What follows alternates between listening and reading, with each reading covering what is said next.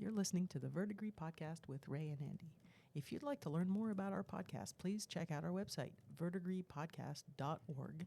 We're also on social media, on Instagram and Facebook. We have merch. We have lots of extra photos on our website, so please check it out.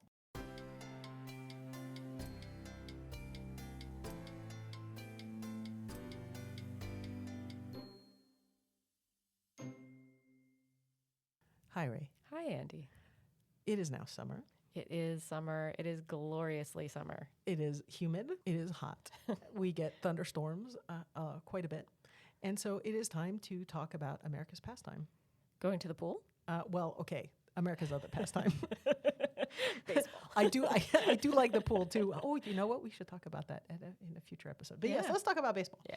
So I know almost nothing about baseball, and I will venture to say that you know a bit more than me, but not by much. I would dare say probably not much at all. I know I enjoy going to a baseball game. That's about as much as I know. Yeah, that's about how I feel about it as well. So, I mean, baseball is a very weird sport in my mind. I mean, and possibly because I, am foreign born and foreign raised. And so I did not grow up with baseball at all. Le baseball is not a thing that French people understand at all. I mean, they don't understand American football, but they really don't understand baseball. And so, the most that I knew about baseball until I started going to actual physical games in my 20s is the movie Bull Durham. Oh, one of my all-time favorites. Which is admittedly a masterpiece. Yeah. Great movie. But, I mean, baseball is beloved in that movie, but I don't know that it makes more sense. Well, there's a lot of great baseball movies. I mean, there's Bull Durham, but there's also A League of Their Own. A Field of Dreams. The Natural. I mean, there's a lot there's of a good. lot. There's a lot. Especially during my formative years, I feel like there was just a lot of PR about baseball. In Yeah. Baseball's a strange game because it doesn't have a time limit, which I've always found very, very strange.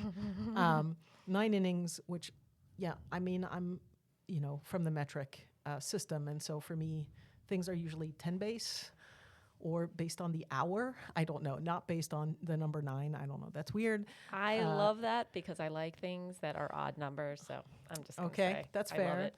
It's also a weird game because it's a team game, but only kind of, right? Like when you're at the bat, you're on your own. Right. Yeah. That's And true. even when you're playing defense, I mean, everybody plays a very different thing depending on what, part of the field they're on. Yeah, I mean, I don't know that it's that different than something like soccer. I disagree.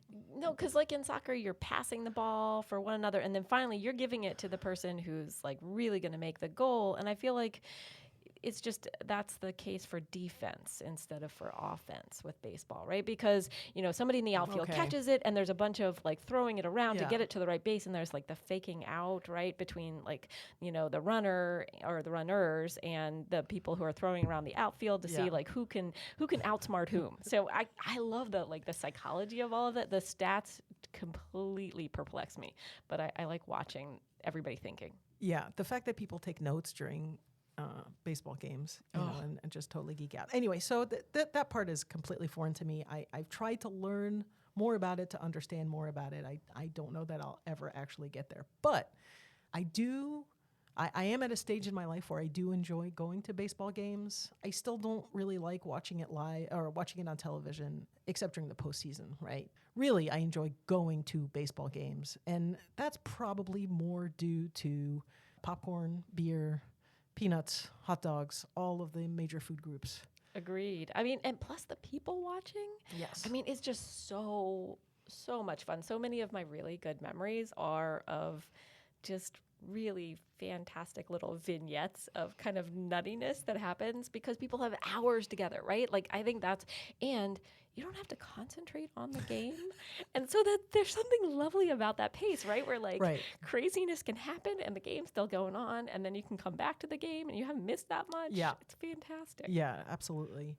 And I will say another thing that I really adore about baseball, which is something that I got to enjoy this past week when I went to see a minor league game here in town, is I love the minor league teams. Yeah. I mean, we're mostly going to talk about majors today, but I love the minor league teams. I especially love the minor league names. Now, our team right now, their real name is just the most boring, pathetic, and like sad name. They're called the Fredericksburg Nationals after the Washington Nationals. Which, Fred Nats for short. Fred Nats is okay. And like the logo is pretty cool. Yeah. Right? It's got George Washington with an axe, like in a baseball pose, which that's nice. But there are other minor league teams that have just fabulous, fabulous names. And very close to here, actually, in Richmond, are one of my favorite teams, which is the Flying Squirrels, which fabulous. And I actually really like their park. I don't know if you've been there. I haven't been, no. So it's right on. Is it called Arthur Ashe Boulevard now? I think so. I think it's renamed. Okay, so it's right on Arthur Ashe Boulevard as you drive into Richmond, and it's a really cool stadium. It is very concrete forward, which is of course why you like it. Yeah, I like it a lot. Yeah. It is cantilevered too. It's got like these cantilevered seats, and so it's kind of this funky shape, and it's very cool. I will say it is a little bit of a solar oven in there because it is a giant concrete structure. It's a bowl. It is a bowl, and there is no shade. Like if you go there on a sunny day, you will just broil. And I think I've seen it from 95. Like if you go, if you're going south on 95, I think you can see it from the road. Absolutely. There's a bunch of other minor league teams that have funky names. I think I found a few. So the Montgomery Biscuits, man, they better have really good biscuits in that park. Oh. The Pensacola Blue Wahoos, the Hartford Yard Goats. I guess they eat everything. I don't know. The Amarillo Sod Poodles. What the heck is a sod poodle? I don't know, but I feel like I need to look it up. It is apparently an old-timey name for prairie dogs. Awesome. The Albuquerque Isotopes, which I am very aware of. That is based on a Simpsons name, which, oh my God, incredible. And my probably favorite is the Rocket City Trash Pandas. Okay, that's a good one, but I can't believe you didn't mention my favorite, which kind of started the whole silliness in minor leagues. And the name is just like it rolls off your tongue. Savannah Bananas. Oh yes, really. Of course, the Savannah Bananas. I apologize.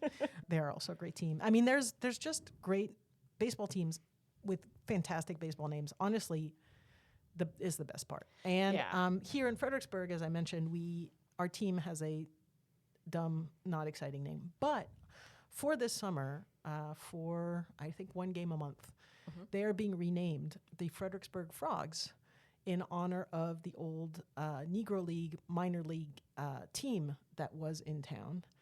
And this relates back.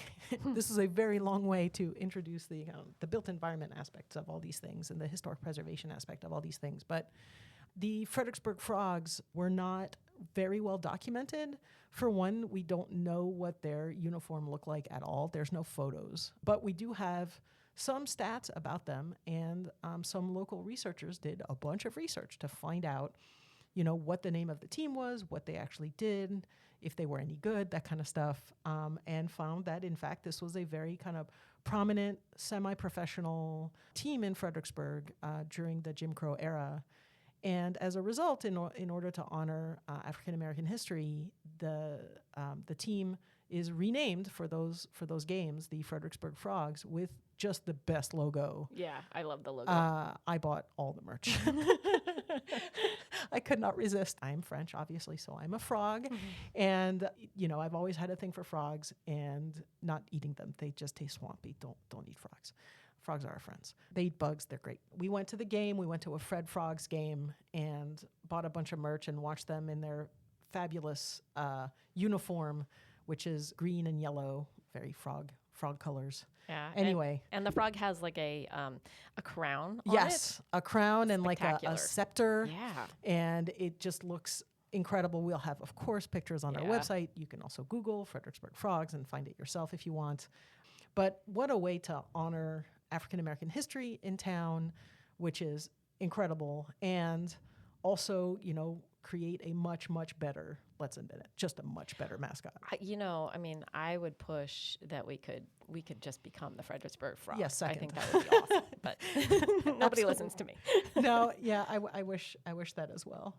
But going to the game and eating the peanuts, and I had a pretzel too. It was a pretty decent pretzel. All of that stuff, it made me think a lot about the architecture of baseball stadiums, because baseball stadiums are deeply strange stadiums.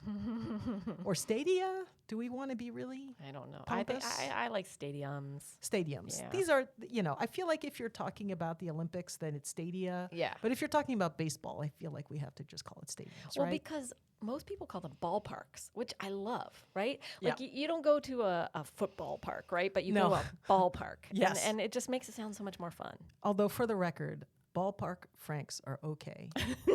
Hebrew Nationals are the gold standard, followed Okay. by Nathan's. Fair enough. I mean, I know you're vegetarian, so you don't care one way or another. No, but I'm just I going to go prefer ahead my and say it. tofurkey. I actually one time I was having a cookout with somebody at what we call preservation camp anyway, and he was an older man, H, and H said, "Oh, can I try one of those? I've always wanted to try one of those. They look kind of gross, but I want to eat it." And I was like, "Yeah, sure." And he goes, and he was trying to be polite, and I said, "Well, what do you think?" And he said, "It tastes like a garden hose." So delicious. It's been like 25 years, and honestly, every time I eat one, I think, "Ooh, good garden hose." So thank you, H, for really being succinct about it. Yeah, I'll keep my Hebrew gnats. You can keep your garden hose. But yes, so ballparks are kind of strange compared to other sports venues, because most sports venues are big ovals or rectangles. They might be inside for basketball and hockey. They might be outside for football and soccer. But fundamentally, they're big rectangular fields or pitches or whatever, surrounded by generally an oval of seating, right, of various kinds. But of course, baseball doesn't work that way because we have a baseball diamond. We don't have a baseball Which is rectangle. a square turned on its edge. I mean, yes, but the viewing angle for baseball is totally different than the viewing angle for pretty much every other sport, right? True, So true. like if you want to watch basically any other sport, probably the best place to be is the 50-yard line or the middle of the field, whatever that may be. But in baseball, I mean, do you want to be like behind the plate? Do you want to be on the side so you can see the pitches better? Anyway, you want to be towards that area, right? it's So a preference, I think. People have different, like, very strong preferences where they like to be. yeah, I hadn't thought about that. My preference is shade. Although, of course, that's not always possible. Yeah. That's one difference. The big thing is the only part of baseball that has set proportions is only the diamond. I was going to say, so the thing that's so great about it is that they are not standardized. Right. I mean, you were talking about all these being squares and rectangles and ovals, and like baseball is whatever fits into the space they have. I love that. Right, and so it makes it so that every park is just completely different. And so in the major league, there are rules, but they're quite limited. So the base paths between each base are 90 feet. The pitcher's mound to home plate is 60 feet and 6 inches. The mound height is 10 inches above home plate. And the home plate to second base diagonally also has a set dimension. So this makes sure that the bases are all at the same distance from each other, which is good because I'm assuming you need a lot of muscle memory for all this stuff. Yeah. And the base size is also standardized, right? So the first, second, and third bases are all 18 inches square, and the home plate is a 5-sided, 17-inch wide base. So all of that is going to be, the same for every single field. But once you get to the outfield, it gets squirrely. Yeah, Right? yeah. As the flying squirrels. Yes. I'm sorry about that pun. That was terrible. There's a minimum of where the foul poles can be. So they have to be at least 325 feet away. The minimum to center field has to be 400 feet.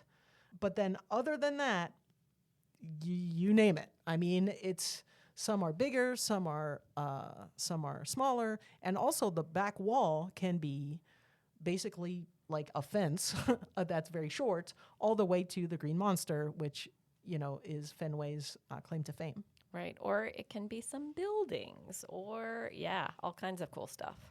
Right. This is something that I find super strange about baseball, right? Because it means that, hitting a home run in one field has a very different value in a sense than hitting a home run in another field. Yeah. Right. That in some cases, like, I guess, and here's, if you know baseball, and I get this incredibly wrong, please understand, I am a rank amateur and I know nothing about baseball.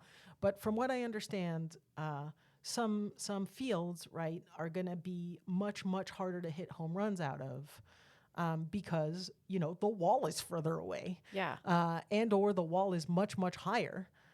So like the Rockies, I think that one is easy because the air, Yes, because it's the 'cause altitude. the air is thinner. Yep. Yeah. Yep. Whereas, in other parks, hitting a home run is going to be much, much tougher, especially if you tend to hit more to one side of the field versus the other side of the field. And so, baseball fans strike me very much like railroad fans. Oh, yes. I am a railroad person myself.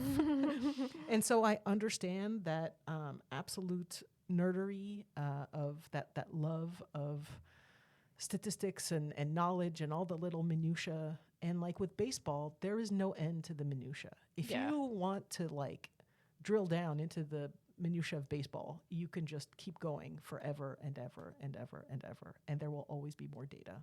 I was going to say, I mean, honestly, when we said we wanted to talk about this because it so exemplifies summer, I thought, oh gosh, I don't know anything. I'll start doing some research. And boy, did I go down some rabbit holes. I mean, first of all, the internet is wonderful, as we all know, but there are people who have incredible sites for every aspect of baseball. Anything you want to know, they know more than I do, I promise you. But wow, some people really are able to kind of distill it down to like this and this and this, and oh, it's amazing. Like, yes, and the nerdery is on, full display because it's the internet, so everybody's sharing too. It's amazing. Yes, I love it too. I have very distinct preferences. When I went to the baseball game the other day, I was telling my teenager that the thing that I love is when players wear their short pants.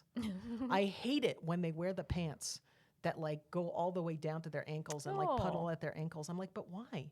The whole point here is the socks. Like, highlight the socks. Yeah, okay. Yeah. Yeah. I want the short pants. I want your pants right below your knees, like where they should be.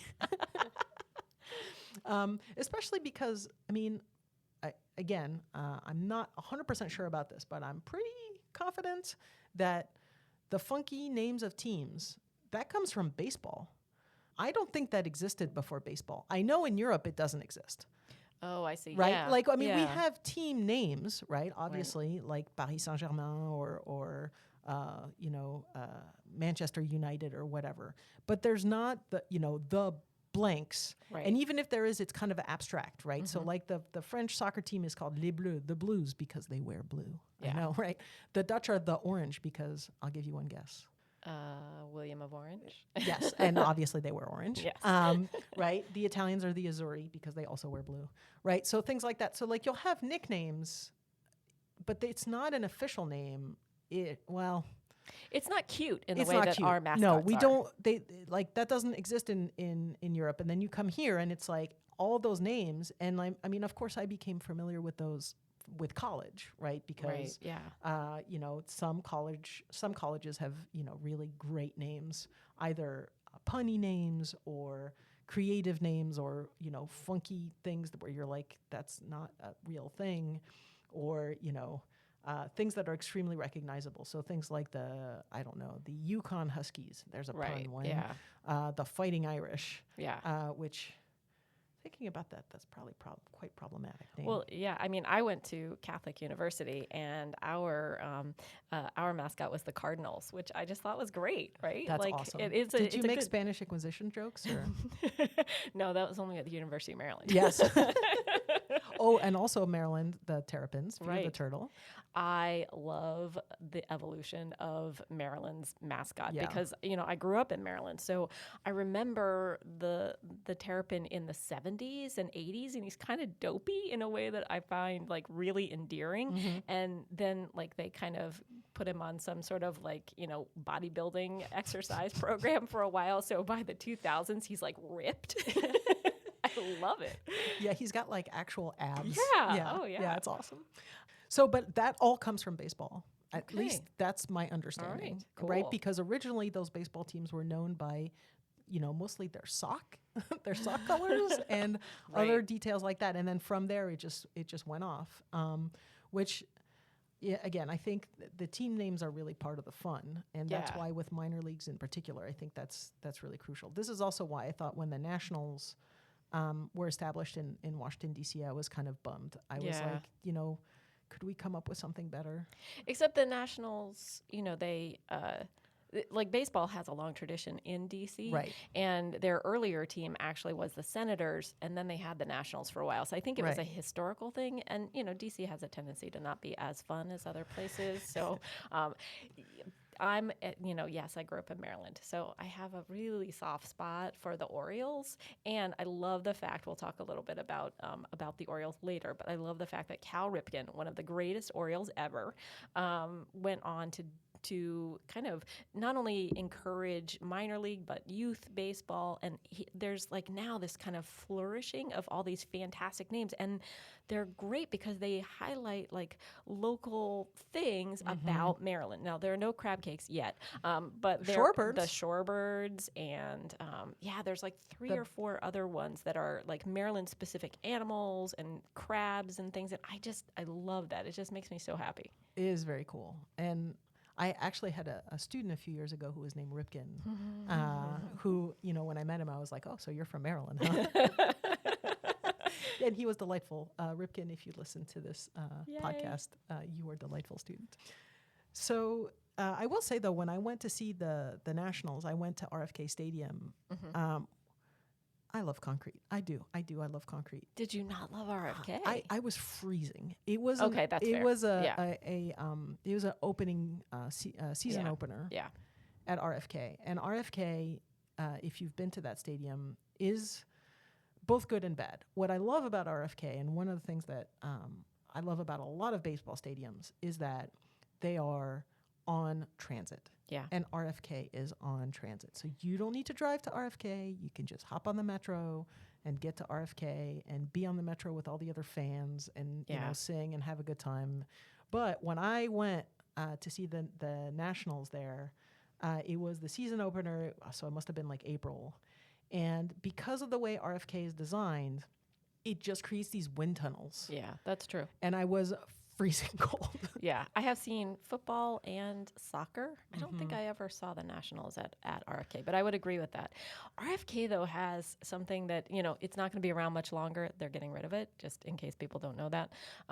But one of the greatest parts of the built environment at RFK was the fact that it has flexion in it. Oh, yes. So when people started to get really excited at football games and they would pound their feet and jump up and down, you could literally feel the building moving with the excitement. It was terrifying and fantastic all at the same time. I wish there was some way to recreate that because it was awesome. Well, and speaking of, I think this is where we can talk about the history of baseball stadiums, history of ballparks, and how they've evolved over time, because RFK really exemplifies a phase in baseball stadiums, which is the all-purpose baseball stadiums and football stadiums and sports venues, multi-sport venues, which it turns out, if it does all of those things at once, it probably doesn't do any of them very well. Or it's really designed for one of them and everybody else is an afterthought, which is kind of, I think, how RFK was, honestly. I think football was really good there. I've not seen a football game there, so I couldn't say. But yeah, multi-sport venues generally not fantastic. Yeah. So do you want to talk about the different phases? Yeah, so I do. And I want to say this is where I rely heavily on one particular website I really liked called thisgreatgame.com. So I want to give cred where it is due. So if you are listening to this, thank you so much for summarizing all of the thousands of other things I was trying to distill out. So they break it down to 6 different eras of the built environment for for baseball parks. And so the first one, so baseball is actually for the United States, a fairly old kind of pastime. And so we really have organized baseball in the 1860s. Which is kind of amazing to me that it's been around that long as a professional pursuit. And really for that whole half of the 19th century, they were wooden environments, right? So probably not particularly comfortable. However, if anybody had to go to a high school softball game or baseball game in the past, you probably know a little bit of what it felt like, right? They were open air. They had long benches. If you had a fancy high school, maybe you had aluminum, but pretty much all of the pictures kind of look the same, right? Like open, long benches, not a lot of kind of banking of the views, and there's just like places to sit and people wander around. And I think this is why baseball became American pastime, right? Yeah. Because you don't need a whole lot for baseball, even professional baseball back in the day, right? What do you need? You need the bases. Mm-hmm. You need some bats and some balls. You need some wood to make bleachers out of, and some people to be umpires. Yeah. And that's pretty much it. I mean, what else do you need, really, honestly? Right, yeah. And so, there's a reason I think that this game was the game of America and not, let's say, football, because football obviously was significantly associated with collegiate life, and most people didn't go to college. So with baseball, anyone can play baseball. Right. Yeah, that's so true. So baseball stadiums really, until the beginning of the 20th century, they were mostly, I don't know if I'd even call them stadiums. They were definitely parks, right? With that kind of informal environment. Right. And what that also allowed is, hey, do you have a town where you have enough people to play? Great. You can build a ballpark. It's temporary. It's for the summer. You can put it wherever you're not using the space very much. Think Field of Dreams, right? Right, If you build it, they will come, kind of thing. Yeah. No problem. And then at the end of the season, you can take it apart and reuse that wood. There's basically no waste. Right. Or it's part of something that you do have, like a fairgrounds or some sort of other big meeting place, right? Like it's adaptable, I think, to all of those other kinds of big gathering spaces. Right. And so I feel like that's really the opposite of what a lot of stadiums are today. Yeah. Right? Where it's just this very, ramshackle and kind of disorganized process, but it's also something that is extraordinarily adaptable and can be, set up and taken down and moved to something else, very easily, so that anybody can just set it up in their local fairgrounds or playground or just, area of town that's not super heavily used right now. I think it appeals to my Gen X DIY kind of thing, Absolutely. right? Like you can just do it. Just do it because you said you were going to do it, which is awesome. So, but of course, it's not a big surprise that one of the problems with those is fire.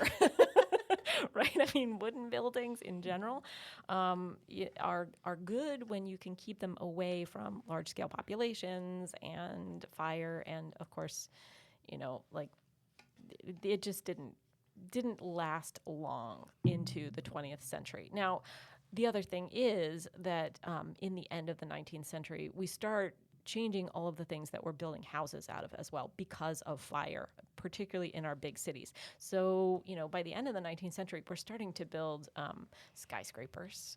And of course, they're not, the 100-story skyscrapers yet, but they're big. And those big buildings are made out of concrete and steel, which are really new kinds of industrial materials at that point. And so as we start to get a few pretty infamous fires of baseball stadiums and spaces, they start applying that kind of modern materials. So really in the 19-teens, we start to get those kind of modern, exciting venues. And a couple of those are still around. And I mean, those are the ones that I would argue are the most iconic. Right? Yeah, I would agree. The ones that still exist. So in particular, I'd say Fenway and Wrigley. Yep. So Fenway 1912 and Wrigley 1914. So right in there. Yeah. I'm sure there are others. Those are the two that I can think off the top of my head. And those are the two that I walked through Chicago last year and just walked up to Wrigley. And it just fits into the urban fabric in a way that is really quite impressive, right? Yeah. Like, I mean, yes, it stands out. It's got a big sign, is, you know, very recognizable, but it's not that tall. Right. And it's, of course, on transit. Again, like in 1912 and 1914, people mostly did not have vehicles, right? Let's remember, I mean, yes, you know, this is the very beginning of the automobile era, but it's really most people are walking. Yeah, most people are walking. And so they need access to transit. They're not going to get to the ballpark any other way. And so these ballparks are ballparks that you can just take transit to, and they're part of the urban fabric. Like you'll literally be walking down the street and you'll turn a corner and there's the ballpark. That's what I was going to say, that they're nestled within, I mean, I think we have a tendency to think about our urban environments like, oh, it would be all commercial around them or whatever. But these are right in the middle of neighborhoods. And I say that because one of the ones that didn't survive, that of course, because of my long history in DC I know about, is called Griffith Stadium. And Griffith Stadium was built around the same time as these two parks. It was built in 1911 in LeDroit Park, which is the neighborhood I used to live in. So I know actually mostly about this stadium, probably more than any other. And it was one of those steel and concrete, and it replaced a wooden baseball field. It was literally snuggled in to the urban environment adjacent to Howard University, but also like really kind of stuffed inside of LeDroit Park. So when I was reading about it, I knew it had an unusual shape because it's no longer around. It is now the site of the Howard University Hospital, which arguably is really important, and I'm glad that we have it, honestly. Yeah, so the site itself is hard to picture, and I kept reading all these descriptions, but basically it had these crazy angles, particularly in the right center field, because there were some houses that they basically had to go around because people wouldn't sell when they wanted to build the brand new stadium. And I remember reading all kinds of oral histories of people like climbing up on the roof to watch the game for free, and you know, like trying to avoid the houses and stuff. So it was very much a part of the city in a way that I think our newer stadiums aren't. Yeah. I did go to the old Yankee Stadium. Of course, the new Yankee Stadium was built very recently in 2008. But before that, the old Yankee Stadium was built in 1923 in the Bronx, obviously. And it's on the subway. Now, I've never actually been to a baseball game there. I did see Pink Floyd there in the 90s. And That's pretty awesome. It was super awesome. It was a great venue for that. And I remember distinctly taking the subway there and it being super easy, right? You just hop on the subway and it was no problem at all. And so again, those early baseball stadiums, that's something that that's most important about them, I think, is they're accessible via transit and they're just part of the built environment. They're just nestled into their community. But of course, that puts them at risk later on because they're much smaller than the newer stadiums. They don't have all of the bells and whistles. And those bells and whistles are going to become really, really central in later years. Now, of course, in this day and age, you go to Fenway Park and no, it doesn't have all the bells and whistles, but it's got the Green Monster, and that's what people want. And it also has a pole that obstructs your view. And I can tell you the one time I went there, that was a whole thing about like where you are in relation to the pole. And literally there are seats where you're sitting, it's like your whole view is of this green pole, and you can't see the picture, you can't see like the important parts. Somehow I think that it's probably a point of pride for people to be like, I sat behind the pole and saw nothing, and so therefore I'm cooler than you. I think you're right. All right, so that's phase one. What's phase two? Well, so that's actually phase two. Those concrete yeah, ones. The concrete ones, right? So phase one was the burning wood ones. Right. Phase three. So this website, I love what it calls it, dormancy. So 1930s to 1950s, and so big surprise, we have the Great Depression, then we have World War II. So we're not really building a lot of new places to play, but there's still baseball going on, right? Of course, I've seen a League of Their Own. Right, exactly. There's no crying in baseball. I know the quotes on everything. So, but what I found really interesting as I was digging around is what's happening in a lot of these these places is they're expanding when baseball is played. So kind of the biggest innovation is lights. And the very first stadium that and somebody correct me if I'm wrong, but when I was digging around, it seems like the first stadium to get lights was Cincinnati's Crosley Field in 1935. And then within 12 years, almost every park actually has lights to play at night, which I think to me is huge, right? Because you think about, like, it's not like we didn't have the technology to have lighted things at night, but we didn't have that kind of mass lighting, and we didn't have the idea that you're playing professional sports at night. I feel like that's pretty innovative. I wonder if they use sodium lights or different lights. That's a great question. So yeah. I am not an expert in lighting design, but different lights have different colors basically because of how strong they are. Different types of lights are going to have some really different atmosphere built in. So sodium lights, which are street lights, right? They have that orangey thing going on, and it gives you that very kind of liminal space setup. They take forever to turn on. I'm assuming they didn't use those because those really, I don't think they would work very well for sports. I don't know. Yeah, that's a great question. I don't know. The whole reason that you use them, though, is they're really long-lasting. Like the filaments last a long time, and you don't have to replace them as much, which I would imagine, that's a challenge for a stadium if you're always replacing the light bulbs. Yeah, I'm assuming they used incandescents. Yeah, I would think so, too. Because the quality of the light with incandescents is just much, much better. Yeah, the color, the light color. Yeah. Oh, yeah. Isn't it in the natural where he, like, breaks the lamp and... Yeah, I think it might be. Yeah, so I think that was an incandescent. Yeah. That looks like an incandescent to me. Yeah. Which, produces fantastic light, but man, it's hot. That's hot and difficult, and you got to put it on the big tall poles. Yep. And yeah, I mean, technologically, this would have been kind of a challenge. Yeah. Of course, today it's all LED lights, and it's no longer an issue. I wonder what temperature they use of the lights. Yeah, I don't know. This is definitely a rabbit hole I didn't go down. I didn't ask any of those questions, but now I want to. So, we will have a follow-up because I'm going to research. And listeners, if you're into lighting design and you want to talk about lighting design issues, we could do that. Please come in and I will just ask you a million questions. Yeah, that would be awesome. Because I'm definitely not an expert.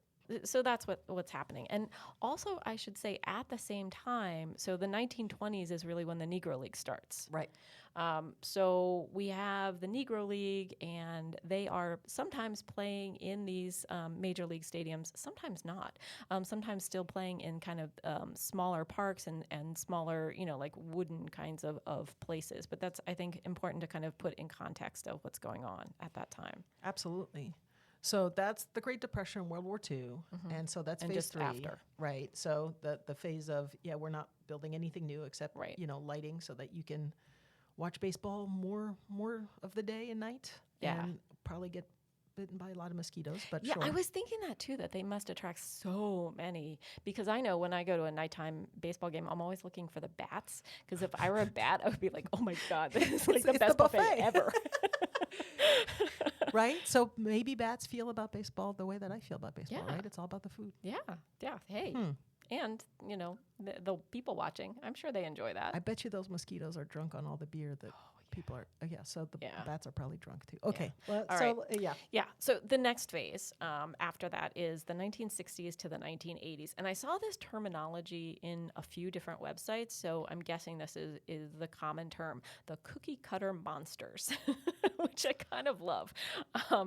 Maybe just because of my affinity for Cookie Monster, but I love this idea of So in the 1960s, we're doing suburban expansion. We're building lots and lots of highways. We're kind of sprawling out. And so a lot of these new stadiums at the time are further away from the urban centers.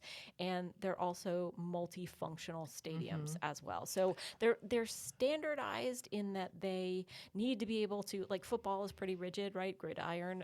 So it has to have a particular shape. And, you don't want to build a bunch of different stadiums. So you want one that has, baseball in the warm months and football in the cold months. And that means that basically that's dictating what they look like RFK.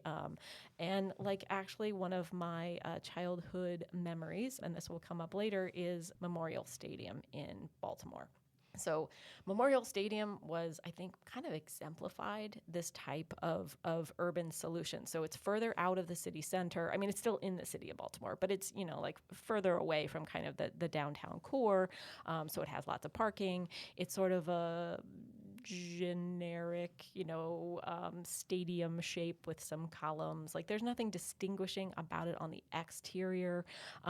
It's named Memorial Stadium because it's in memory of like all of the people who were killed during World War II from Baltimore. Cheerful. Yeah, and that's actually quite common. So Soldier Field in Chicago, and a lot of these are this kind of generalized urban memorial / way to have fun, which I think is an interesting way to commemorate people's lives. Anyway, so Memorial Stadium I went to as a kid, and it was relatively unremarkable. It was functional, and that's what I remember about it. So there are two stadiums that I want to talk about from that time period, one of which is my husband's favorite, and we will both talk to our partners after we record this, and we'll talk more about that in a minute. But he is a Mets fan, which is a challenge, and and that means that he has grown up going to Shea Stadium, which of course was torn down about 10 years ago, 15 years ago now, but it was built in 1964, and it is an example of that kind of mid-century modernist kind of approach, as you said, the all-purpose, which is weird because I don't remember anything other than baseball being played at Shea Stadium. Yeah. It was always just the Mets, in my experience. Again, I've only been there a few times. They had concerts too, though, right? Yeah. But I mean, doesn't every baseball stadium have concerts? But it was a modern place. People generally did not like it. I will admit to you that I kind of liked Shea because, again, it is on the subway. It is accessible. So people, I think, criticized it for being, too cookie cutter and kind of generic. I didn't really find that to be the case. But, again, it's very concrete forward, which I like just fine. And it was on the subway system, which was very, very helpful. It did definitely have that solar oven kind of thing because it's a giant concrete bowl. But I mean, again, I think that's true of all ballparks anyway. Yeah. The other one is the opposite. So we went to Dodger Stadium in LA last year. So that one was opened right before Shea in 1962. And that one has really, really good reputation, right? People really want to go see it. I believe it is still the largest of the baseball stadiums. It is the one with the most capacity. It has very good sight lines. It has retained like pretty much all of its mid-century design. It's really it's beautiful because it's in Chavez Ravine. But this is where I have a lot of negative things to say about it. For one, anyone who knows the history of Dodger Stadium will tell you its history is really, really negative because both of these stadiums, both Shea and Dodger Stadium, and I'm assuming Memorial too, were all built in the period of urban renewal after World War II when minority neighborhoods were just torn apart for all sorts of projects, mostly highways, but also, sports venues. Now, I don't think Shea actually destroyed all that much, even though it was, beloved and planned by Robert Moses, who just by default is going to destroy things. Yes, like that's his way of being, right? Is like he is, therefore he destroys. But I'm not sure that Shea actually destroyed all that much, or if it did, it's not in the lore. Dodger Stadium very famously was built in a Hispanic neighborhood, a vibrant, active Hispanic neighborhood, and just absolutely, like, violently tore it out. So that whole experience, is something that, is completely invisible now, right? You go to the stadium and you're not going to see that at all. But historically, yes, this absolutely happened, and people in LA, I think, are more aware of it. certainly historians and urban planners are aware of it. So that's one, very negative associated with Dodger Stadium. The other thing that I really didn't like about Dodger Stadium, which I think is emblematic of LA, is it is entirely unconnected to transit. You have to drive there, even though it's really not far. So if you look at a map, it's not far from downtown LA. It's not far from a bunch of different neighborhoods, but there's just absolutely no way to get there. And so as a result, it is surrounded by an absolute ocean of parking. So it's like this island of, oh, look, there's this pretty ballpark. It's got pretty views. It's got, good sight lines to the, baseball diamond, et cetera. But to get there is a traffic nightmare and then a parking nightmare, compounding the traffic nightmare. And so I have very mixed feelings about Dodger Stadium as a result. Yeah. Now, one thing I should say is, at least in my research of Baltimore's Memorial Stadium, it was not part of an urban renewal scheme. Not that Baltimore didn't do that, but just that Memorial Stadium was actually built on the site of a previous stadium, which was built on the site of an urban park.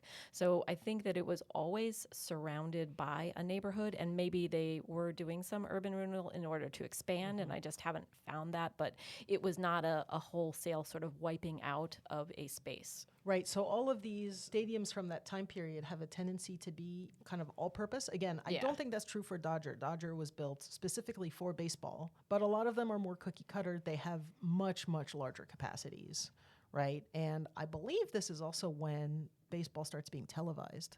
That would make sense. Yeah. Right. And so this is where also, the space for the cameras and all that stuff is going to come in and is going to become more important. Right. And so standardization a little bit anyway. Now, I get to talk about my beloved Baltimore a little bit more because of the next era. Of course. But I want to mention one that kind of doesn't fit into this mold of the generic monsters, though that's the time period in which it's built. So the Sky Dome is unveiled in 1989 in Toronto. And the Sky Dome is the first fully retractable roof, and it's a baseball-only venue. And what I love about it is it has views of the, I think it's called the CN Tower there in Toronto, but also even better, it has a hotel that was built intentionally to have 70 rooms that have a view of the field, which I just think is fantastic. Like, it's like a drive-in movie theater, except for a hotel for baseball. I don't know. I just love it. Anyway, so I'm assuming it's called Rogers Center now. Right. I mean, I'm assuming that it's truss system, the retractable roof, because trusses are amazing, magical. They are. They're almost as good as concrete. Together, they are. They are. They're the best. Yeah, they're like PB&J, right? You can't do one without the other. Absolutely. It's just, they improve each other so much. Yeah. But that stadium was also built with AstroTurf, which correct. Yeah. Is baseball played on AstroTurf? I feel like it's not anymore. Most of the time, I don't think it is. Yeah, but I think it was it's the environment, in Toronto, the weather and stuff, and having the roof. I think they just couldn't have the grass. Yes. Again, unless you want that experience I had at RFK Stadium with that opening game where I was freezing. In other words, they cared more about people who were watching the game. I mean, those are the people who pay money. I get it. Yeah, I get it. All right, so now we get to go back to my beloved Baltimore. So the next era that is ushered in is the 1990s to the 2010s, and this great game website calls it Coming Home. I just call it Celebrating Baltimore because Baltimore starts it with Camden Yards. So Camden Yards opens in 1992, and it replaces Memorial Stadium, at least for the playing of baseball. Just as an aside, it was a multifunctional stadium, Memorial Stadium was, and then the Colts were stolen in the middle of the night in 1984. That's a whole nother episode. We will not go there any more than that, just to say that so baseball gets its own home in downtown Baltimore. And Camden Yards, if you're not familiar, is almost right on the Inner Harbor. I mean, it is like way downtown. Yep, you can definitely walk there. Yeah, absolutely. And it's visible from the highway. Both. Yes, that's right. Yeah. And it's got transit nearby and it has parking. It has like kind of everything. But the best part of it is that they call it something like the retro classic design. So they do adaptive reuse. I mean, what is not to love, right? So they take this this old warehouse, which was part of the B&O Railroad, and they incorporate that into the design of the baseball stadium, and it's great. So it feels like it is nestled in, and as if it has grown with the city, even though it was brand new and inserted in 1992. It is spectacular. I will tell you that I actually ran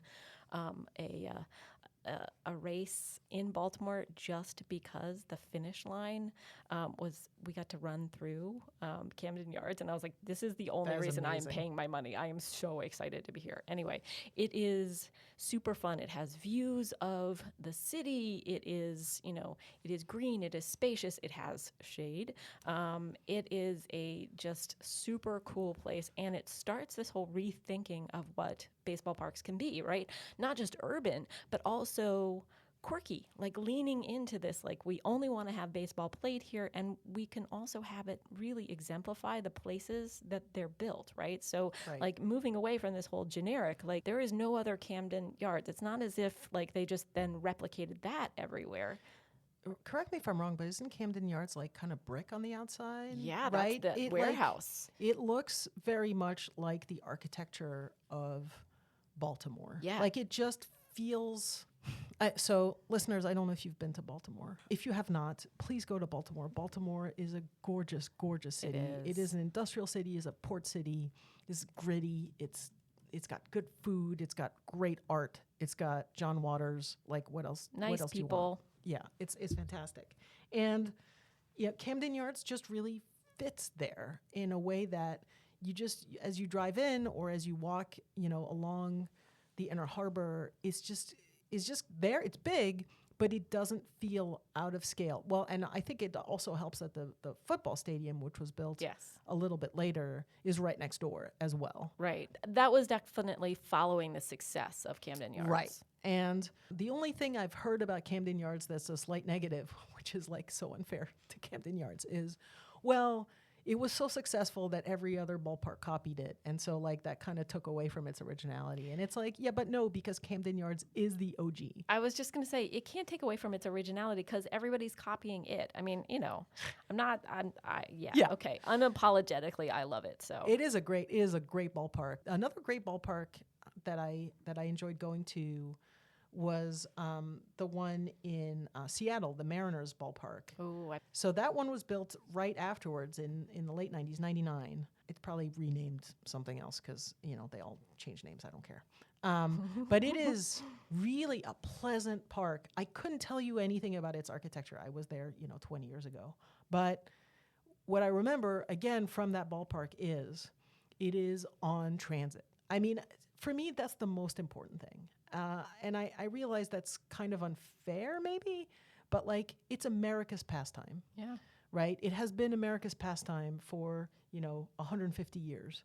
It requires accessibility. If it's not there, and not just accessibility, but also visibility, right? And like, again, I think that's what's really neat about Camden Yards is, if you drive through Baltimore, you're not going to miss it. It's right there. Yeah. But it also doesn't feel like a sore thumb that like, stands out and just doesn't fit in like the way that some football stadiums tend to be, right, where they're going to be further out and they're so big with so much parking around them that they're just kind of this no man's land.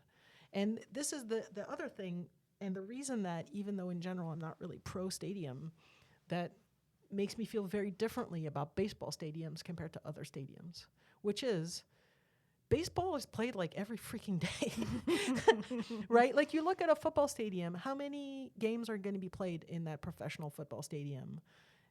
8 a year? Maybe? 10 if you get to the postseason? Maybe? And then sure, if you have a big enough music star that comes in, to do a concert, okay, Beyonce comes in or I don't know, Taylor Swift comes in, great. That's what, 12 nights a year, 15 nights a year, where you're going to have a game there, and the rest of the time, what the hell's happening in that stadium? A whole lot of nothing, right? Baseball stadiums are used all summer long, honestly, from what, April to October. And then the rest of the year, yeah, I mean, you might not use them as much, but you can use them for concerts and other, activities, so that you're using those places at least, I would say, what? More than half. 100 days a year minimum, right? As opposed to 12 to 15. Yeah. And if on top of that, you connect that venue to transit, then to me, it's no longer that crazy boondoggle that most stadiums are. And instead, it's something that is going to make money for the local community, because let's remember, it's local communities that pay for ballparks. And yes, with modern ballparks, you're going to have the cheap seats and the expensive seats and the box seats and the televised and the whatevers. And that's going to allow for a lot of different levels of engagement, right? So that if you're not, made of money, you can still go and enjoy the game and have that experience. And, yes, buy your overpriced popcorn. And it's feasible. It's a feasible night out for people in a way that most sports at this point aren't. Yeah. I think one of the keys too to think about these ballparks being nestled within an urban environment means that you can go to the bar or go to a restaurant or, do those kinds of things, those urban things adjacent to going to a baseball game. Exactly. It's part of the day. It's not the thing that you have to drop everything and be like, okay, well, we're just doing this today. Yeah. Yeah, and the one thing, too, I remember about Camden Yards that when it first opened, I thought was really cool, and I think some other places have started doing this, too, is they allow vendors outside of Camden Yards. And so, the guys who sold, the roasted peanuts at Memorial Stadium are down at Camden Yards still doing the same thing, and you can bring them in with you. And there's a great, kind of connection to me to that, older school way of operating in the world. It's not all about the corporatization. You can still, be an entrepreneur on some level, and I like that. This is making me want to go watch a baseball game, even though, again, I don't love baseball. That's okay. It makes me want to go back to Baltimore. Well, that too, obviously.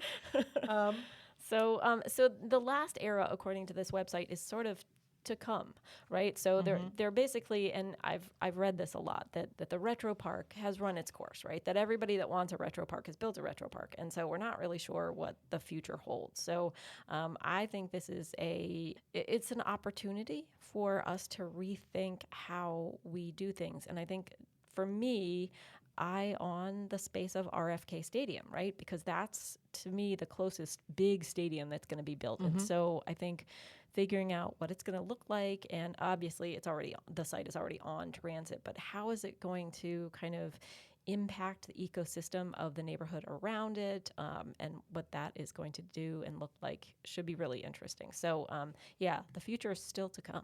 I'm excited. I'm excited to see what they'll replace it with, and then next time I'll bring layers. Fair enough. Now, to finish today, you and I are both going to talk to our partners, and we're gonna add those little interviews in. Yeah. And I thought it would be fun to come up with predictions with what we think they're going to say, because they're both big, ridiculous fans. They are, yeah, absolutely, in different ways. In very different ways, right? So I know Ben loves the Mets to an unreasonable degree, which is, fine, because I love my teams to an unreasonable degree, so it's all good. So my guess is that he's going to say nothing but good things about Shea Stadium, and I bet you nothing but good things about Dodger Stadium too, in part because I don't think he knows quite as much about the history of it, but I'll ask him and see. And I think he loves Wrigley. I don't know exactly why, except that he's been to Chicago with his dad. But I don't know. I think those are the three stadiums he's gonna really talk about. Ooh, maybe we could ask them, what are your three favorite stadiums and why? Yeah. I think that's a good. And is there a bad one? Right. Yeah. And so for bad ones, I don't know. I don't know if he's ever seen the Braves. I know he doesn't like the Braves. I also don't like the Braves. Yeah. So maybe that one? I don't know. I'll have to ask him. What about you? I think there's going to be a little bit of overlap because I think, first of all, Pete's going to talk about Fenway Park. Yeah, I'm pretty sure, yeah. Yeah. Pete grew up in New England and is, as he should be, a big Red Sox fan. And we did actually go to a game together there, hence my observation of the big green pole, which, of course, he knew about, and the Green Monster and, like, the band. There was, like, a German Papa band when we were there. I mean, there was just all kinds of craziness in that way that there should be at a baseball game. Anyway, I think he will talk a lot about his love of Fenway. I don't think there's anything about it he didn't like, but we shall see. I think he will also talk about Camden Yards because he knows how much I like the Orioles, and he will probably make fun of some of our specific traditions. I think he's going to bring up how Marylanders sing the national anthem. And for those of you who don't know... With the Baltimore accent? No, not with the Baltimore accent. So when you sing the national anthem anywhere in Maryland, and this is acceptable, this is not considered rude. I had to control myself when I moved out of Maryland because when it says "Oh, say can you see," in Maryland you say "Oh" for the Orioles. Yeah, that makes sense. But it's super rude anyplace else. But that's what you do. Like, people look at you like you're stupid if you don't shout "Oh," and that's not just at an Orioles game. I mean, that's at a Ravens game. That's at your random 4th of July parade. That you have to do that. Marylanders have a big sense of pride. Yeah. I mean, they do also have the best flag. Agreed. Of all the states in America. You fight me. Anyone who's a vexillologist, I stand by this one. Well, and also, I mean, to be fair, it was the Star Spangled Banner was written in Maryland, so if anybody can kind of futz with it, I feel like Marylanders can. But anyway, I think he's going to make fun of us for that. Okay. And then I think he will also talk about Wrigley Field, which we got to go to, I don't know how long ago, but it was kind of a goal for him. He wanted to see it, and he was like, oh, it was fantastic. And I liked it, but I was not as enamored with it, so I can't wait to hear him talk about what it was that he liked, because I know he enjoyed it. Awesome. Well, I look forward to that. And dear listeners, we're going to leave it at that today. I guess we'll intersperse the interviews. I have no idea how to do that yet, and I do all the editing. So if it's very abrupt, I apologize in advance. But thank you so much. Enjoy summer. Go to a baseball game. Yeah. Have some baseball snacks. Tell us about your favorite baseball fields. And we will be back in August to talk about fun summer travels. Yeah. All right. Thanks, all. It was great. Great to talk about summer. Absolutely. Bye, Rae. Bye, Andy. Hi, podcast listeners.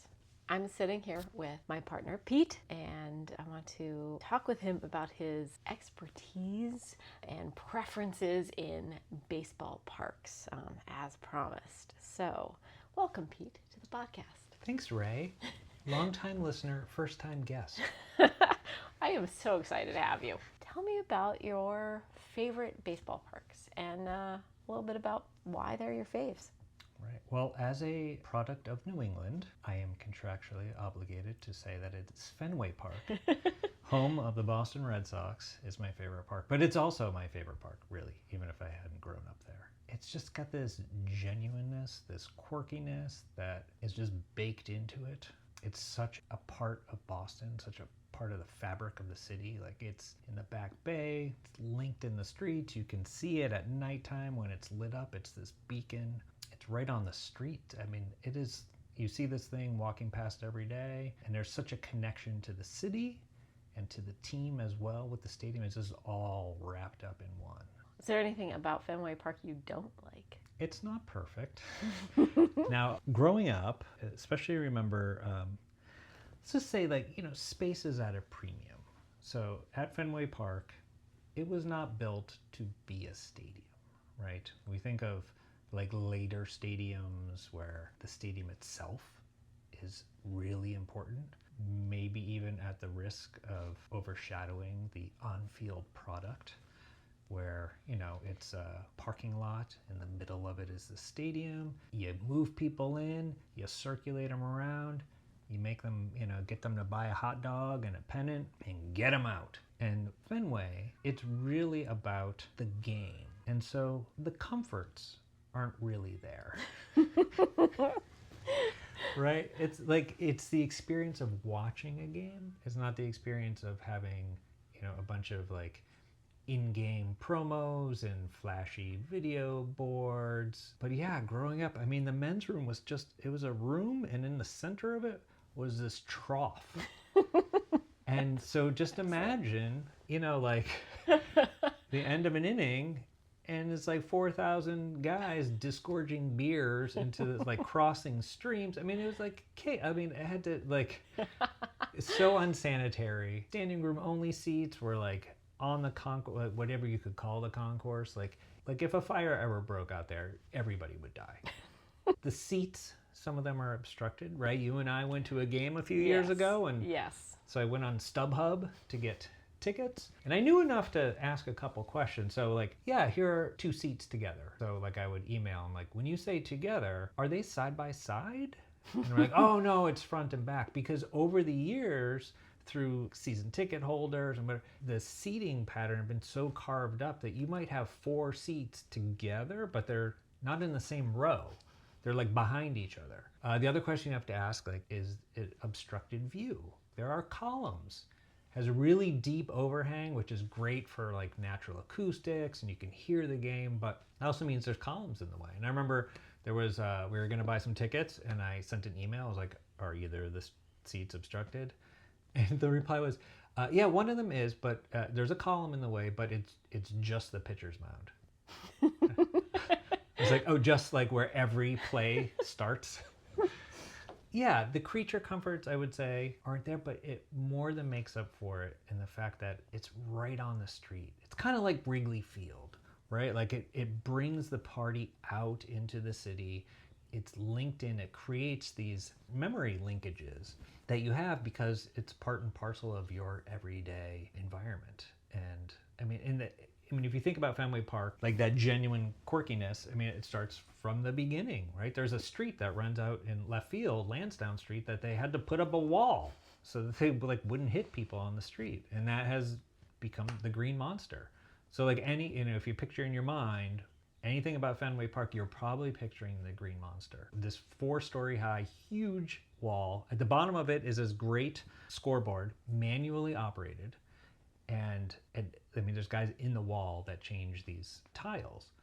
And, here in Fredericksburg in 2020, we got a minor league park. Guess what they have in the outfield? A manual board. But it's airsats. It doesn't have, thankfully, we're kind of learning to not put stadiums in big parking lots, that there needs to be that connection, because it helps with the warm memories and association of place. But we're doing in this kind of airsats way. But that Green Monster just creates, just the form of the stadium itself has created these iconic moments. You think of Bucky Dent, who was on the Yankees. Rae is nodding her head. On the arch nemesis Yankees. I'm trying not to interject too much. So in 1978, there was a 1-game playoff to see who would win the American League East, and Bucky Dent hit a dinger off the Green Monster, earning his middle initial, F. So he is now only in New England known as Bucky F. Dent. I think David Duchovny has a book called Bucky Effing Dent. I think it was made into a movie about That's it. great. And then there's the highs. Carlton Fisk, his game-winning home run in the 75 World Series. Rae, you and I were watching an old episode of Ally McBeal. Yeah. And Ally McBeal's a Boston lawyer. She dates this guy. He takes her to Fenway Park, and she reenacts that moment. And it's seared into the brain. The only way that those moments happen is because of the space itself, because of the genuine way that it was created. And I think that's why I love that place so much. Excellent. Are there any other baseball parks that you really like? Wrigley Field, great. As a kid, my grandmother was a Yankees fan. Oh, is that allowed? Right. So, Is that considered a mixed marriage in New England? Exactly. You'd think it would cause more discord than it did. But I think we just, we loved each other and we loved our own teams. But I did go to Yankee Stadium with her, and I just remember it being gargantuan. And as a kid, that wasn't the best for me. I don't mind gargantuan stadia. You and I have been to Daytona. I think that Yeah. holds about 250,000 people. I mean, it's huge, but still a great experience. I think it's the way, the places that don't put themselves ahead of the reason why you're there. You're not there to see this. Well, okay. As a sports fan, I am not there to see the stadium. Even I'm not there just for the stadium. Right. You know, I'm there for the game. So whatever, you know, in a way, the stadium that melts away, that is sort of transparent and you just naturally feel like you're just part of the game is actually the best. Okay. How do you feel about Camden Yards? I loved it. So that was, I think, right around the 92 when it opened. You know, thinking of the other stadiums at the time, they were really that 60s, you know, typology of the concrete donut. And so that was a complete break. And it did have that kind of throwback retro warmth. I think it did help that there were existing warehouses. It was a very intentional siting of the building, but one that didn't feel like they were kind of making it up, right? They were making use of what was there versus like, let's just wholly invent, you know, a new reason to put a crinkle in this wall, which they do at some parks now. But yeah, that was great. I think now it probably feels a little big. It doesn't have that intimacy, but it's been a while since I've been there. So Andy and I predicted what each of the interviews would say. Okay. And I think I did okay. But I thought you would make fun of Marylanders for our Star Spangled Banner. I thought you would have to. Yeah, and that's part of that game day experience. Yeah. And, you know, the fervency of Maryland fans is unmatched. For everything Maryland. Right. Yeah. You're not there for the game. You're there for Maryland. That is true. I mean, you know, so Andy talked about how it's the best flag in the United States, which of course I don't disagree. But Marylanders put the flag on everything, and by everything I mean, like, I don't know any other state that has like state underwear, but Maryland does. I'm just saying. So is that your favorite state flag underwear? Is Maryland? It's your Yeah. only one. Yeah, it is my only favorite state underwear. Yes, and I don't have any yet, but you know, we'll see if I can rectify that. I'm also surprised that the O's haven't tried to incorporate the flag into their uniform.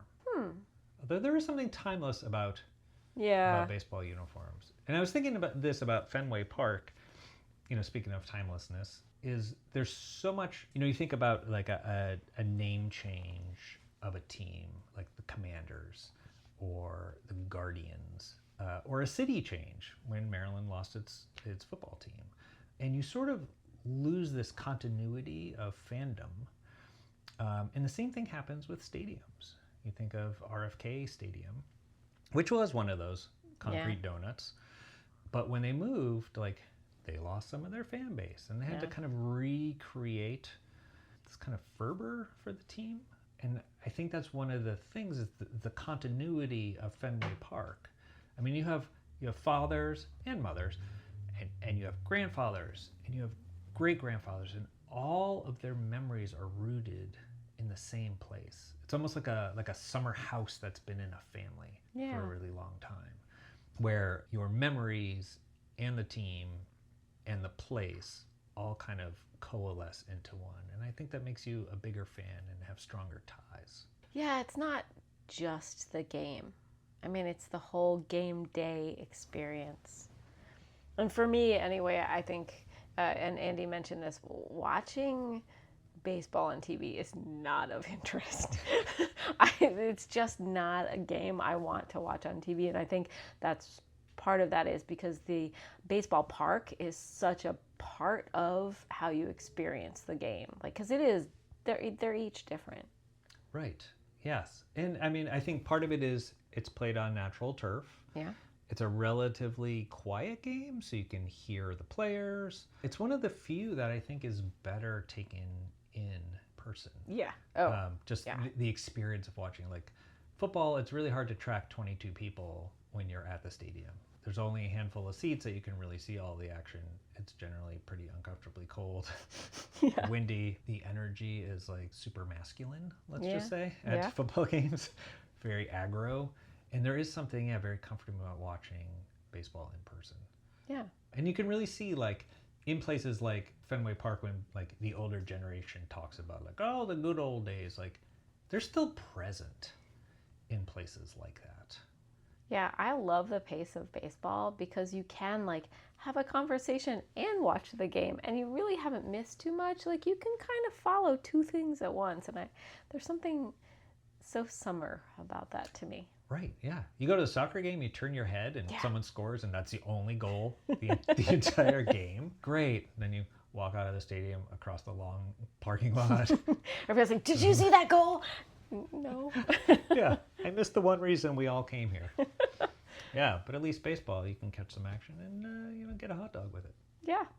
I have a question just out of the blue. I don't know if you know, what is Fenway Park named for? So the Back Bay Fens, which are the marshlands kind of off the river, run right past it. And if I had to guess, and I don't know this for sure, it was probably built on some reclaimed marshland. Awesome. Thank you. You're welcome. Yeah, because of course now all of our stadiums are named for corporations, right? Like, but that's not the case. Like Fenway Park is not named for Fenway Corporation Inc. Limited. Trademark. Cool. All right. Well, thank you so much for sharing your memories and your thoughts about baseball parks. We Thanks really for having appreciate me you visiting. On my favorite podcast. Oh, thank you. You're also sponsored too. We heart you. Thanks. Thank you. Hi, Ben. Hi, Andy. So, as you know, Rae and I have prepared an episode for this month, which is all about baseball. And you might be maybe a little bit surprised about that, seeing as I am not known for my love of baseball. I mean, you've known me for a very long time, and I don't think baseball is a word that would come up when describing me. Yeah. I've certainly seen you roll your eyes a few times when baseball's been mentioned. To be fair, though, we've been to a few baseball games together, and we have enjoyed the festivities, I believe. So. Right? So that's the thing, is that live baseball is a million times better than televised baseball. A great deal of that is due to popcorn and hot dogs and pretzels and nachos and all of the other accoutrements of baseball. Peanuts and Cracker Jacks, I believe. Yep. Yes. But the other thing is just the general ambiance at ballparks. So I really only have 2 questions for you. Yeah. Okay, three. Let's do 3 questions. All right. Question number 1 is, tell me about your Mets. Yeah, the Mets. So first of all, I should explain that I was a young lad when the Mets won the World Series in 1986. I caught on. I was a huge Mets fan. Followed them very closely, and I was absolutely elated when they won the World Series. You ask any Mets fan from my generation and about Game 6, and they'll go on for hours and hours and hours. But we're here to talk about live baseball. So We are. I've been to a few Mets games. I actually have not been to Citi Field yet. I would like to at some point. I no longer live close to Queens, so I have not been there.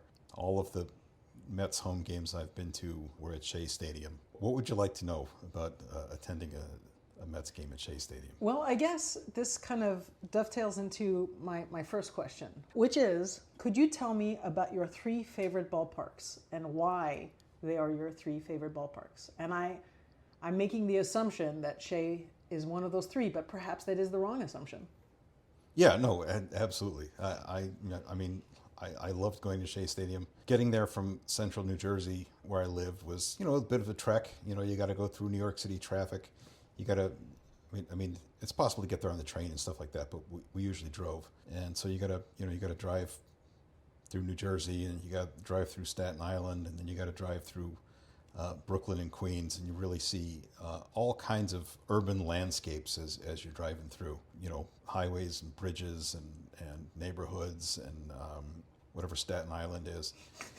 Eventually you get there and you have to figure out where to park your car in Queens, and so you're driving under the elevated trains over there, and you're seeing all the auto body shops and stuff like that, and you really see a part of urban life there that you don't see in Manhattan. You know what I mean? And I really appreciate that.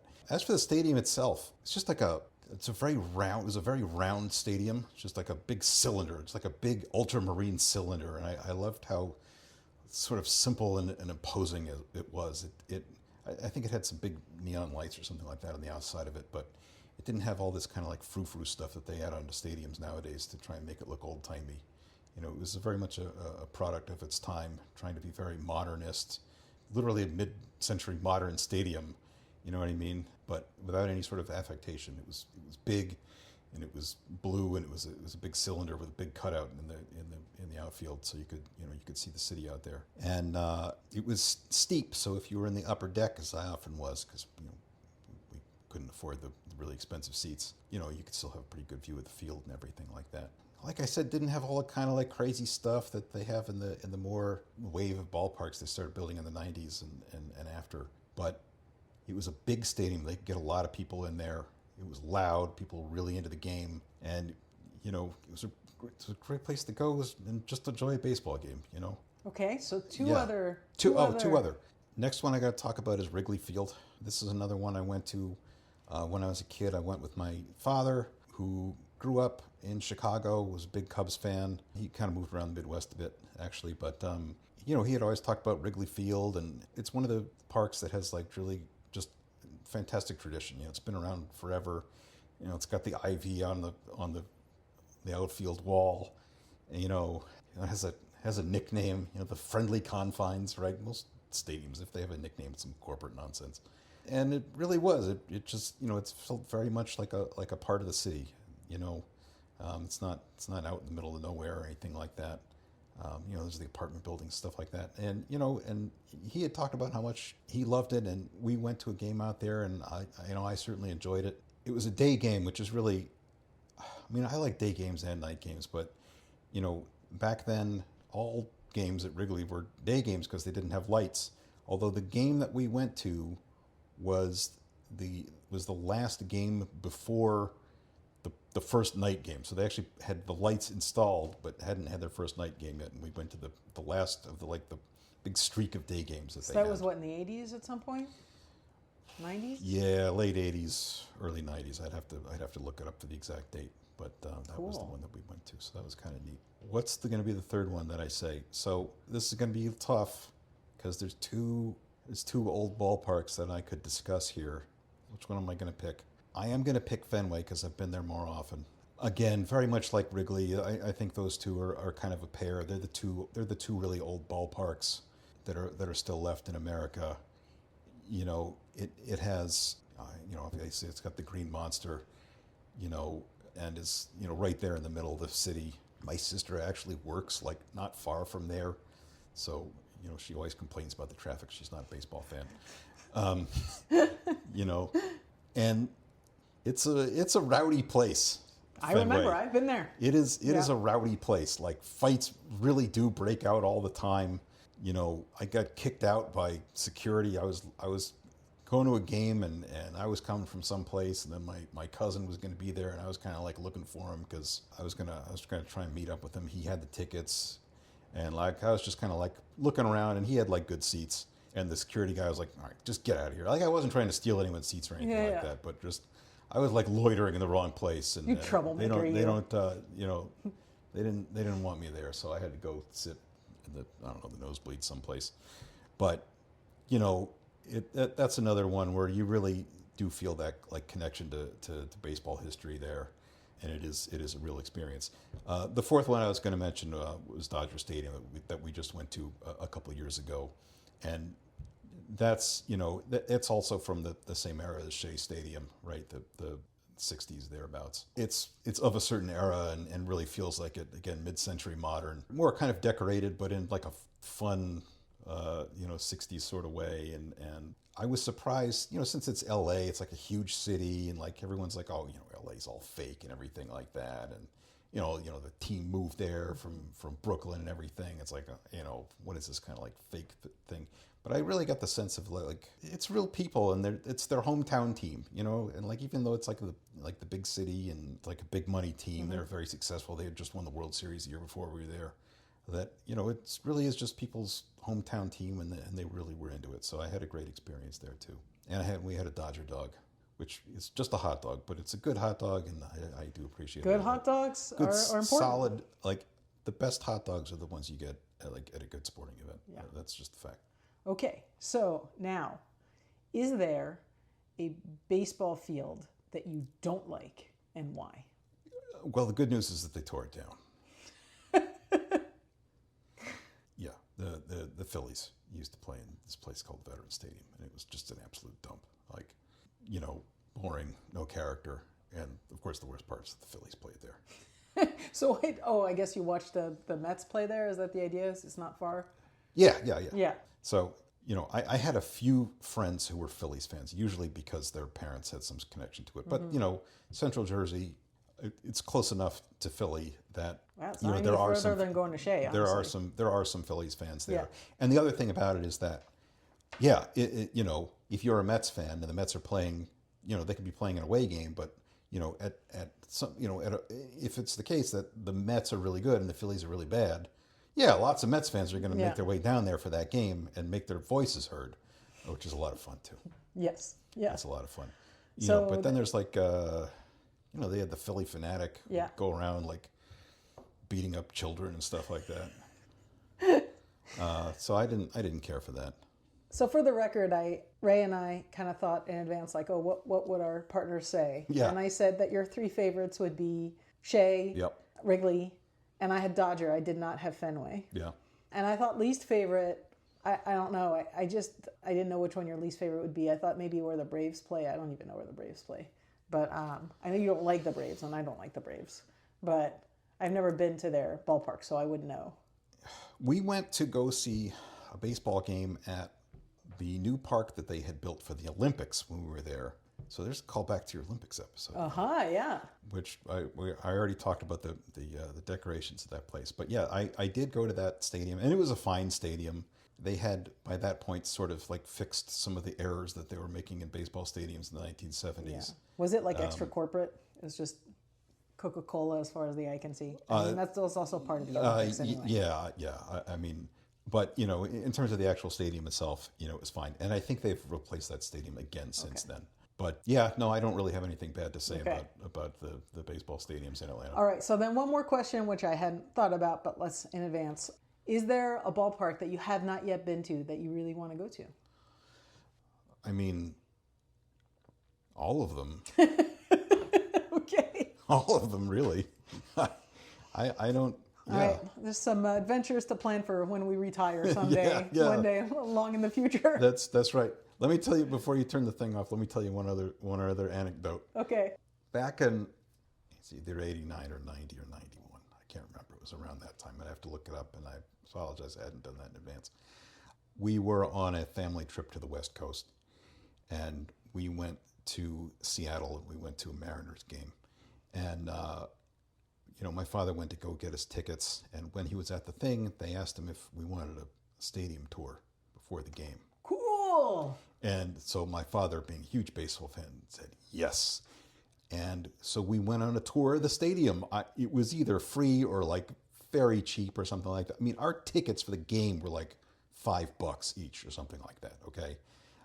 And we went on a tour of the stadium, and they took us. It was the Seattle Kingdome, and we went around. They let us go out on the base paths. There's a picture of me on the bullpen phone, from the dugout. Like, it was awesome. It was incredible. Like, I can't imagine them like letting people like take a tour of one of these stadiums nowadays for free and like walking out on the field. Like, no, forget about it. You know what I mean? Like, we just went to a minor league game the other day, and they had some promotions where like people go out on the field and like do crazy stuff, whatever. But like, I mean, they do a little bit of that for, throwing out a first pitch or something like that. But just like letting randos walk around on the field before the game, absolutely not. That's crazy. But that's what they did. It was super friendly and like super homey, and people complained about that stadium. They said like, oh, it wasn't like a great stadium or anything like that. But like, you know, it was fine, and they were super friendly. We'd had an absolute great time, and you know, I still remember it 30-something years later. So that was really a fun time. I don't know how to end the story. It was a lot of fun. Thanks to my dad for setting that up. Yeah, baseball can be fun. Go watch it live. I think that's the big moral of the story here. I think most sports are better if you watch them live. Baseball, certainly, it really is about the experience. It's about the community. It's about having a hot dog and stuff like that. The game's there, you watch the game, but most baseball games, and I've been to playoff games too, those are intense. Those are absolutely as intense as any sporting event. You know, a baseball playoff game is as intense of a live sporting event as there can be. A regular season game, it's a lot more relaxed. You know, you still get into it if it's a close game or if your team's doing really well and stuff like that. But, you know, much more of the average baseball game experience is about community and just having a good time with the people that you're there with. So I think that's great. So let's go to some baseball games when we're back from our travels. Yeah, sounds good. All right. Thank you, Ben. You are.